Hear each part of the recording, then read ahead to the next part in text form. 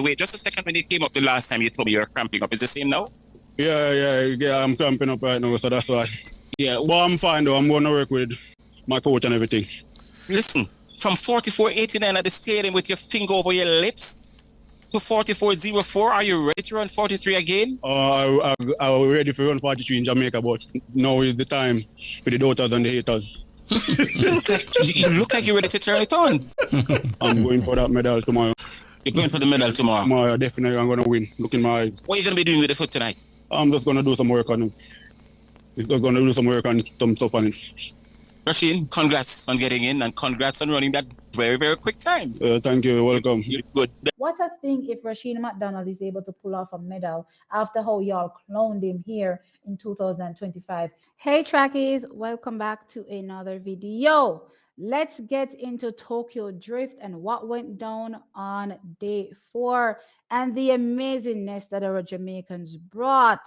One are dead, now call him Duppy. You thought Jamaica was done and dusted because of Paris 2024. Guess what? We're here to tell y'all that one are dead again, now call him Duppy. Them Fred. All right, so trackies. I cracked myself up. Let's dive into, as I said, the things that went on today. And I want us to kick things off with the men's 800 meters because, yeah, things went down really, really well for Team Jamaica. Very, very excited with how they navigated each round.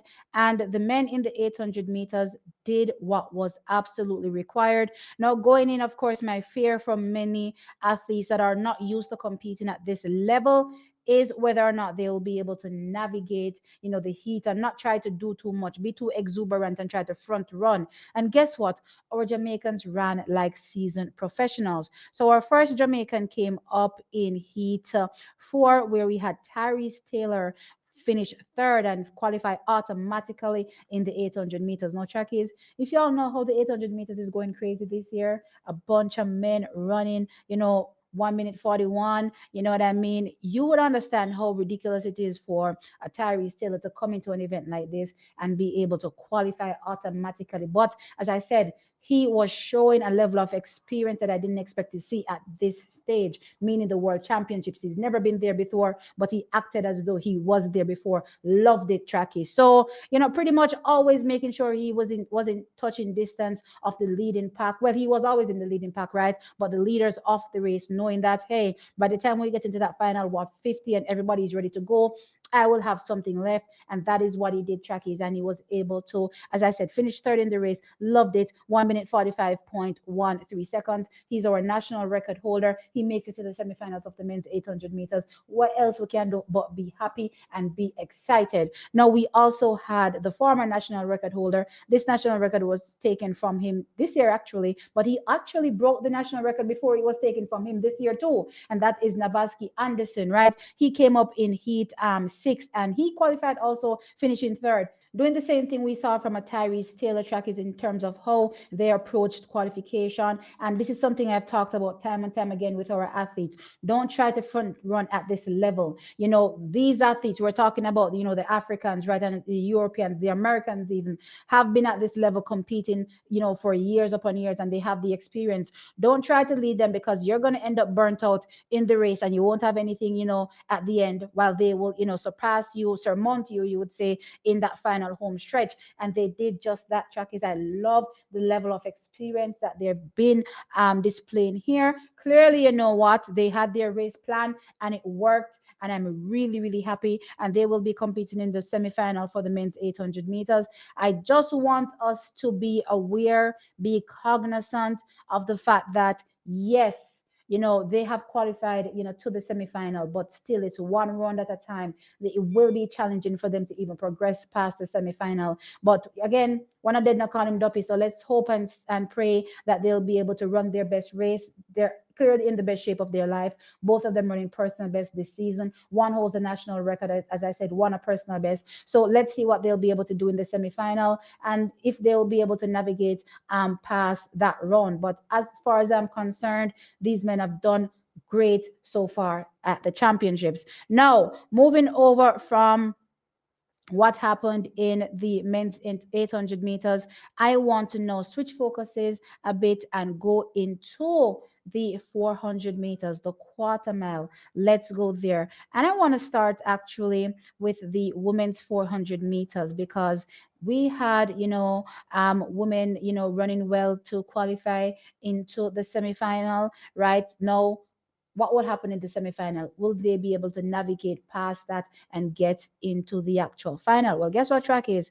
It went down. We saw some of the most impressive semifinal runs from these ladies, and yeah, it's gonna get really, really spicy, really, really hot in that women's 400-meter finals. But as I said, what happened in the women's 400-meter semifinals, right? So qualifying was Natalia, formerly I believe Kazmarek, no, Bukowecha or Koweka, right, from Poland. She ran a 49.67 seconds. In second was Marlady Paulino. She ran 49.82. She only finished second because she shut it down trackies and was trying to conserve enough for the finals. And yeah, ended up, being snipped on the line by Natalia. But I expect, Paulina to come into the finals and do Paulina things. So I don't think this takes away from her caliber and what is expected of her by the time she gets to the finals. Now, trackies, we also keep our eyes on Henrietta Yeager, in my opinion, as well,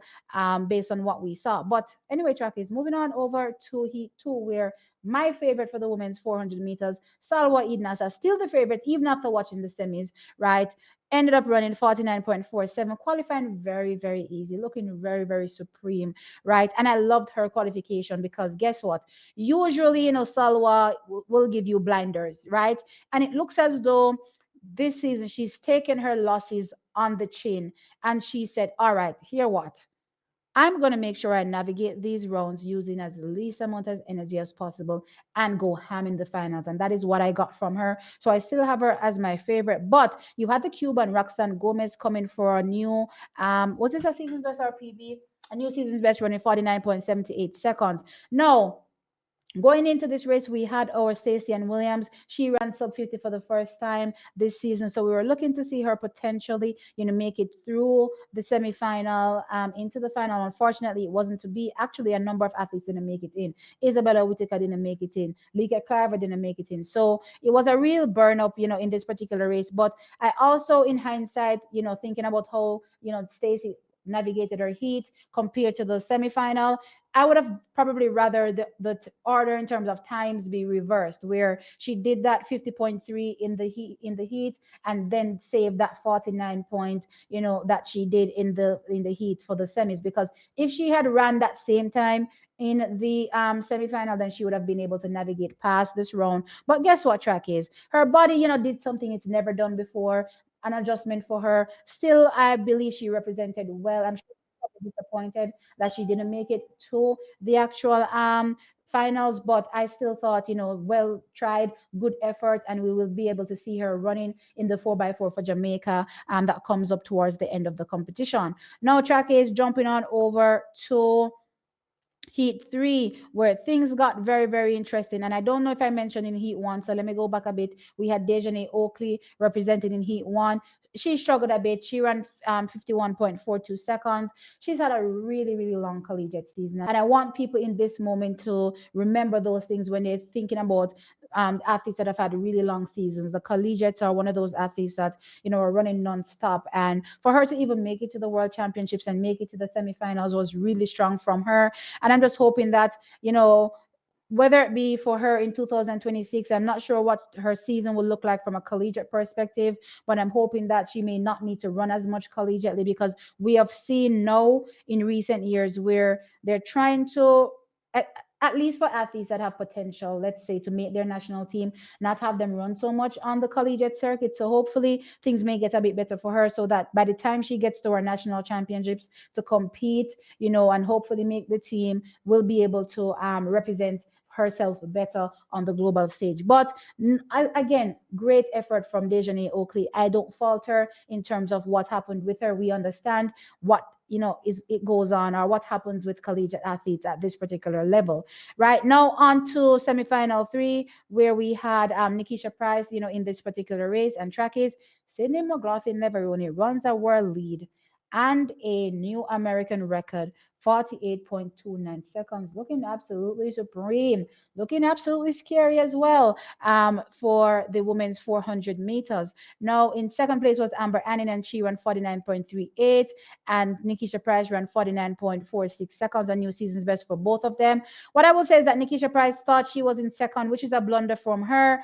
Kind of eased off a bit, and Amber Annin ended up sneaking her at the end, but she did make it through to the final. So we look forward to seeing her in the finals for the women's 400 meters. But things are interesting given what we saw from Sydney McLaughlin Leveroni. So my thought process is Salwa Eid Nasa and Sydney are going to take it out really crazy in this women's 200 meters. The question is, who has the stronger finish? Is it Salwa Eid Nasa, or is it a Sydney McLaughlin Leveroni? We have to wait until the finals to see. My pick is still Salwa Eid Nasa, but I've switched my order for second place and actually put Sydney in second, because I think that with Paulino, she doesn't have the strongest first two, right? Which means that she's going to be chasing both Salwa and also Sydney. And if they manage to hold firm in the final phase of the race, which is the final 100, I don't have her getting back to them, in this women's 400 meters. But let's see how things goes. As things stand right now,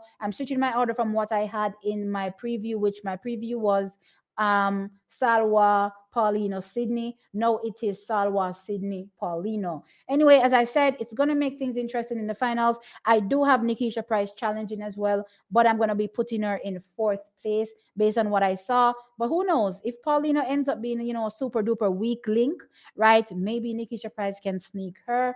I think she's been trying to gauge her rounds and manage it as best as possible. We know that she can go really, really fast if required. So let's see what happens with Nickisha Price in this women's 400 meters. But it's going to go down. It's going to go crazy. I'm here for it. People are saying 47 seconds. Let us see. I'm excited. We could see both Salwa and actually Sydney go 47. That would be crazy in this particular women's 400 meters.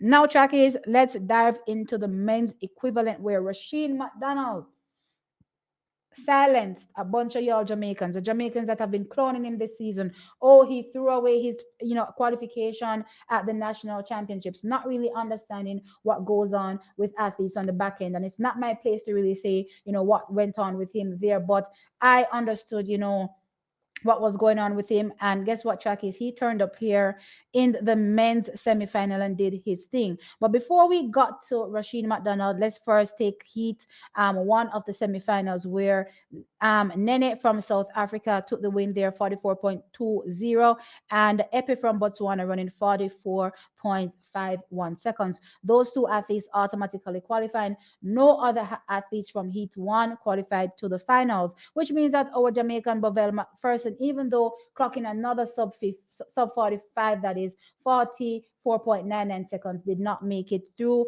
to the actual actual final, that is. No, I can't really fault some of these athletes, because when you look at the heats, he ran faster in the heats, but I would say for the men's 400 meters, it was required for these athletes to go fast from in the heats. We saw athletes that actually went sub 45 that didn't make it through to the finals. So the times that they ran in the heats were required, though faster than what he was able to manage. I can't fault him again based on what happened. And I suppose these athletes will continue to improve on their craft, and we look forward to seeing them. We will see these athletes, I suppose, representing Jamaica in the 4x4 for the men, right? But yeah, from an individual perspective, they'll only get better. Great representation, in my opinion, from Bovell McPherson. Now into heat two of the men's semifinal, where Busan from Botswana ran 43.61 seconds, a new national record, right? And of course, world lead. Absolutely crazy, crazy run,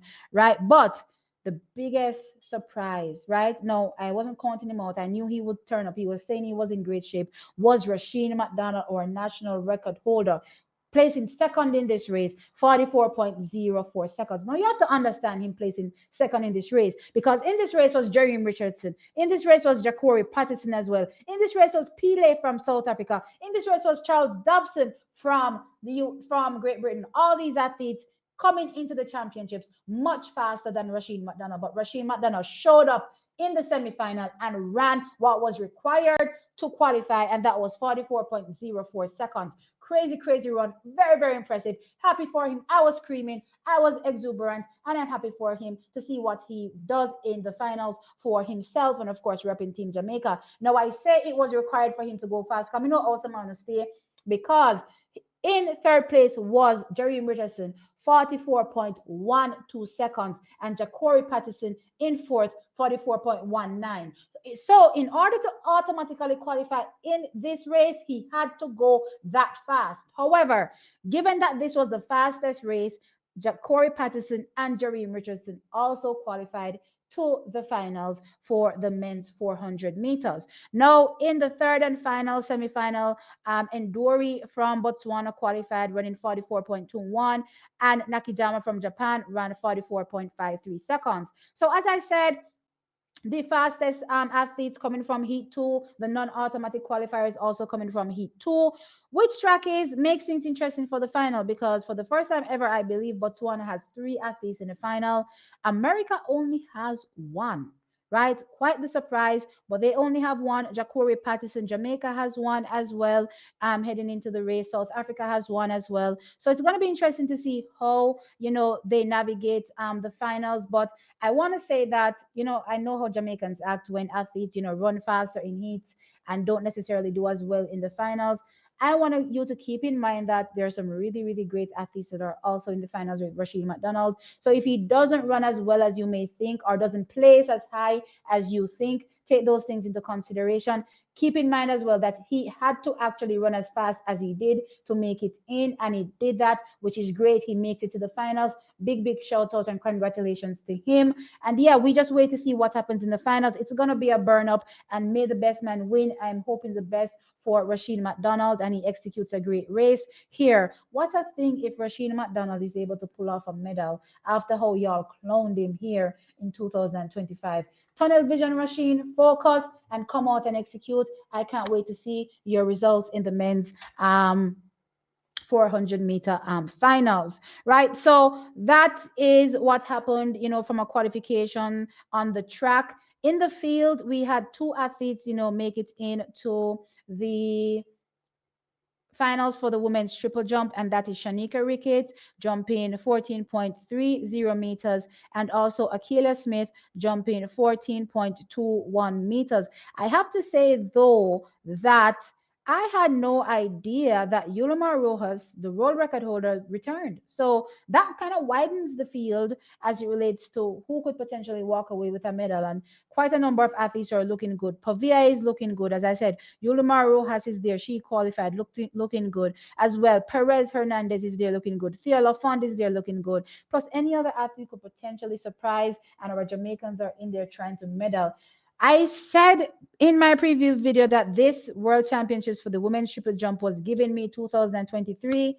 And I'm telling you, Trackies, it's going to be very, very close. I'm just hoping and praying that our athletes, aka especially Shanika Ricketts, is able to get in on the medals. It took her 3 attempts to qualify. Not necessarily a bad thing, Trackies. Let's see how things go for her in the finals. So that is it for what happened on day 4. Really, really exciting day for Team Jamaica. And I can't wait to get into day 5 with you all. Let me know your thoughts in the comment section below. Like the video, of course, and subscribe to the channel. I'll catch you in the next one. Bye.